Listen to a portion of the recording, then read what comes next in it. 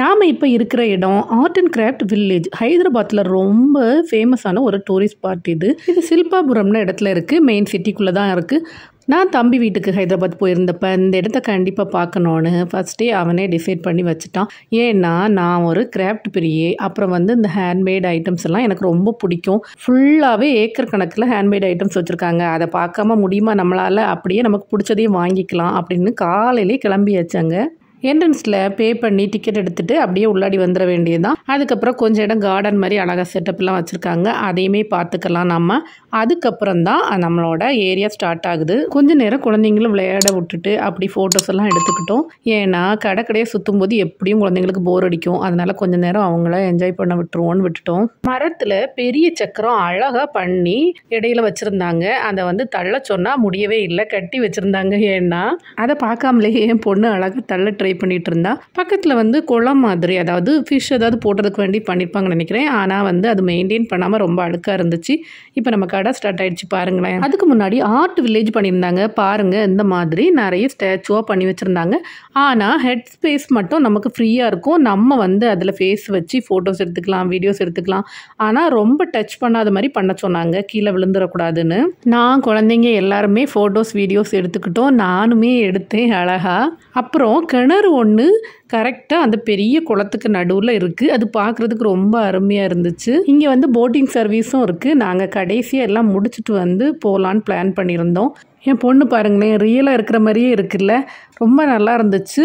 நிறைய ஹேண்ட்மேட் அந்த நம்ம சிலை இருக்குல்ல, அழகழகாக விவசாயம், அப்புறம் ஒவ்வொரு தொழில் சம்மந்தமாக அழகாக பண்ணியிருந்தாங்க. அதெல்லாம் காமிக்கிறேன். சில்பாபுரம் போகணுன்னு ஆசைப்பட்டு போக முடியாதவங்க இந்த வீடியோ பார்த்தாலே எல்லாத்தையுமே நீங்கள் தெரிஞ்சுக்கலாம். அப்புறம் என்னென்னா, என்னோடய சேனலை சப்ஸ்கிரைப் பண்ணாமல் பார்க்குறீங்கன்னா மறக்காமல் சப்ஸ்கிரைப் பண்ணிக்கோங்க. நோட்டிஃபிகேஷன் ஐக்கானோட முடிஞ்ச வீடியோவை ஷேர் பண்ணுங்கள், லைக் பண்ணுங்கள், கமெண்ட் பண்ணுங்கள். நான் ரொம்ப சந்தோஷப்படுவேன். நான் சொன்னேன்ல எவ்வளோ அழகாக தத்ரூபமாக பண்ணியிருக்காங்கன்னு பாருங்கள். நான் ஃபஸ்ட்டு தூரத்துலேருந்து பார்க்கும்போது உண்மையிலேயே உண்மையான ஆட்கள் இருக்காங்க அப்படின்னு நினச்சிட்டேன். அதுக்கப்புறம் தான் எனக்கு மண்டையில் செட் ஆச்சு, இல்லை இது அவங்க பண்ணியிருக்கிறது அவ்வளோ அழகாக பண்ணியிருக்காங்க அப்படின்னு. என்ன ஒன்று, நடக்கிறதுக்கு தான் கொஞ்சம் கஷ்டமாக இருந்துச்சு. கொஞ்சம் இடம் விட்டு விட்டு உட்காந்துட்டோம். உட்காந்து எழுப்பி போனோம். அதனால் ரொம்ப டயர்டு தெரியல. அப்படியே உண்மையாகவே ஆட்கள் இருக்கிற மாதிரியே இருக்குது. பார்த்தீங்களா? உங்களுக்கே அப்படி தான் தோணும். இந்த நேரத்தில் இன்னொரு விஷயமும் சொல்ல நான் ஆசைப்படுறேன். உங்களுக்கு பிடிச்ச இடங்களுக்கு உங்களால் முடிஞ்சதுன்னா கண்டிப்பாக போய் பாருங்கள். ஏன்னா வாழ்க்கை ரொம்ப சின்னது. நம்ம எப்போவுமே பின்னாடி போகலாம் அப்படின்னு நினச்சிட்டு இருந்தோன்னா நடக்காது. நம்மளோட நிலைமை அப்போ எப்படி இருக்குன்னு நமக்கு தெரியாது. அதனால் காற்றுள்ள போதே தூற்றிக்கொள்ளுன்னு சொல்லுவாங்கல்ல. அதனால் முடியும் போது உங்களுக்கு பிடிச்ச இடங்களுக்கெல்லாம் போயிட்டு வாங்க. சில வீடுகளில் கணவனுக்கு சுற்றுறது பிடிக்கும், மனைவிக்கு பிடிக்காது. இன்னும் சில வீடுகளில் மனைவிக்கு நல்லா சுற்றுறது பிடிக்கும், கணவனுக்கு பிடிக்காது. எது எப்படியோ, யாருக்கு ஊர் சுற்ற பிடிக்குமோ அவங்க கண்டிப்பாக வெளியெல்லாம் போய் பாருங்கள். ஒருத்தருக்காண்டி ஒருத்தர் விட்டு கொடுக்குறது நல்லது தான். ஆனால் எப்போவுமே விட்டு கொடுத்துட்டு இருந்தால் நல்லா இருக்காது. அதனால் உங்கள் ஆசைகளையும் கொஞ்சம் நிறைவேற்றிக்கோங்க. சந்தையில் வியாபாரத்துக்கு காய்கறி வச்சுருக்கிற மாதிரியே அவ்வளோ அழகாக பண்ணியிருக்காங்க பாருங்கள். எல்லாமே பார்க்குறதுக்கு உண்மையான திங்ஸ் மாதிரியே இருந்துச்சு.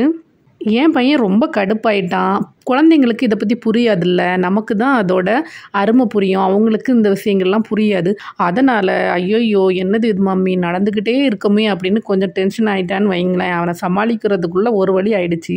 நிறைய கடைங்க இருந்துச்சு. போகும்போது வழியிலலாம் நம்ம ஏதாவது ஜூஸ் எல்லாம் வாங்கினா வாங்கி குடிச்சிக்கலாம். அப்புறம் இந்த மரத்தை பார்த்திங்கன்னா ஃபுல்லாகவே பேட் வவ்வால் அப்படியே ஃபுல்லாக தொங்கிட்டு இருக்கு. என்னால் பார்த்து நம்பவே முடியல. ஐயோ இவ்வளவு வவ்வாலா அப்படின்னு சொல்லி. பார்த்தீங்களா எவ்வளவு தொங்கிட்டு இருக்குன்னு? ஃபுல்லாகவே ஒரு இடம் விடாமல் வவ்வால் தொங்கிட்டு இருக்கு. சரின்னு குழந்தைங்களுக்கும் கட்டி கொடுத்துட்டு நாங்களுமே பார்த்துட்டு அப்படியே நடைய கட்டிட்டோம். இப்படி 2 நாள் நடந்தோன்னா வெயிட் கண்டிப்பாக 2 கிலோவாவது குறையும். அப்புறம் மரத்தில் நம்ம யூஸ் பண்ணுற சோஃபா, அப்புறம் பீரோவோட கதவு அந்த மாதிரிலாம் பண்ணி வச்சுருந்தாங்க.